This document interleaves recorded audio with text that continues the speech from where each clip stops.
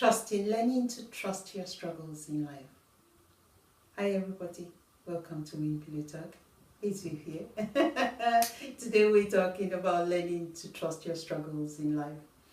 You know, the manual of life I read reminds me, when we go to John 16:33, it says, in this world there'll be trials, there'll be tribulations, there'll be hard times, but don't be moved because I have overcome it for you. I come to realize when the trials, when the tribulations, when the hard times come, when the struggles come, we seem not to be prepared even though we have been told. And I was asking myself, why? Why am I never ready for a trial? Why am I so worried about a trial in life? And it got me thinking, it's actually my lack of trust, my lack of believing. And I'm sure that's why we all, when the valleys of life happen to us, the words that come out are completely different from the greater is he that is in me than he that is in the world. We all fall, we all crumble, we all become these insignificant people because we have not learned to appreciate the struggles. In every struggle that you do, there is always a beautiful journey waiting for you on the other side. As I was reading the manual of life, it says, while I walk through the valleys of the shadows of death. You see, the issue is of us working through it, not staying in it, not grumbling in it, but walking through it. And it got me thinking, how will I appreciate my struggles of life so far? I've learned to take every day and appreciate every day because life is a gift. So many people who started the year with us are not here today. Not because we are so far better than them, far from it. The grace of God, I would say. It's just the grace because we don't understand why. You don't even know why you're still here. I don't even know why I am still here. But I surely know my work is not finished, it's just starting. So I'm here for a long time. Okay, what we look for. Looking at others, sometimes the problem we have is you then look at somebody and you compare with yourself and you go down. I always say look at somebody for inspiration and not for competition. When you're looking for competition, you've already lost. Because you're unique in your own way, you're wonderful you have your own way and giftings. That person have theirs. So if you're comparing with them, you've already lost it completely. But look at them for inspiration and says, what principles are they using? Apply those same principles with your character, with your personality, you will go to another level. Because you have that specific thing about you that will bring it out. And the other area I've realized, actually, for me, in my struggles in life, I gave more. I recently spoke to my husband and I said, you know what I've discovered? And he said, no. I said, while we have been down, we've actually given more than when we used to have a lot. And he looked at me and says, that's very true. I said, I don't know how it works. So the principle of it's blessed, the Bible says it's more blessing to give than to receive. So we strongly believe in that, and somehow God has a funny way of also blessing us indirectly. The other area is what? You prepare yourselves for opportunities.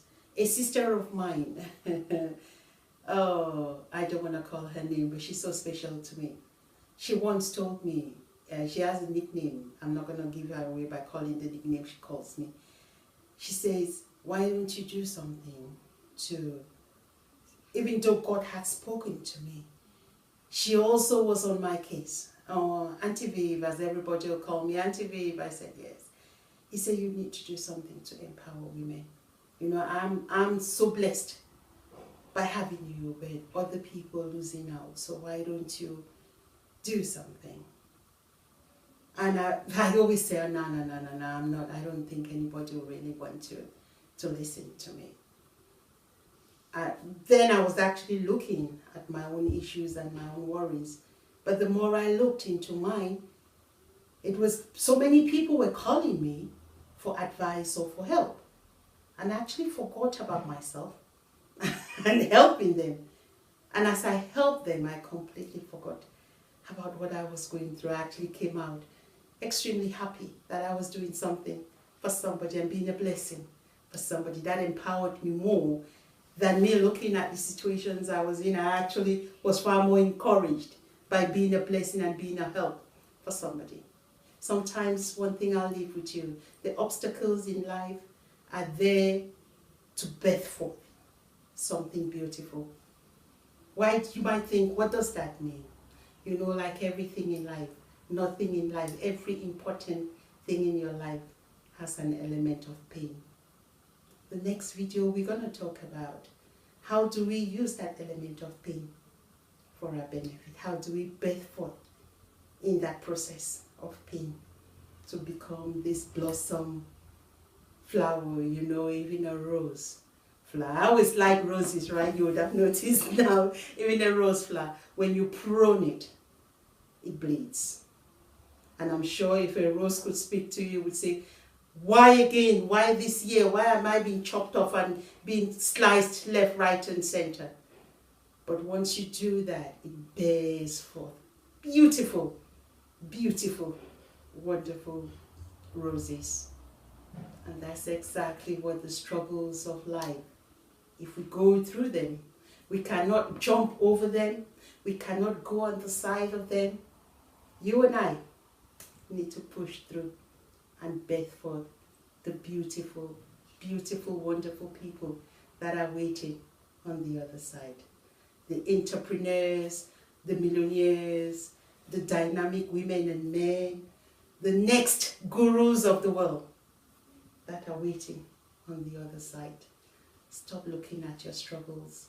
Enjoy your struggles. Trust your struggles, that they will bring you to a wonderful end. Because the manual of life says, for the plans he has are plans of good and not evil, but to bring you to a wonderful, beautiful end. Believe in that. Trust in me. Hold on to your struggles. Rejoice in them. Thank God for empowering you through those struggles to become a blessing. Not only to yourself, to the next generation. Because your testimony could be just what the next person is waiting to remove themselves from darkness and into the marvelous light.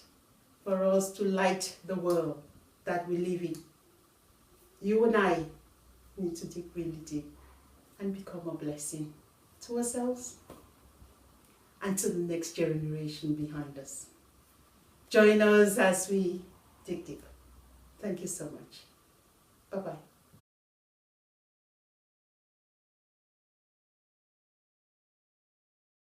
Stay with us. Check our website. Follow us on social media. And do not forget to like and subscribe. Thank you. Bye-bye.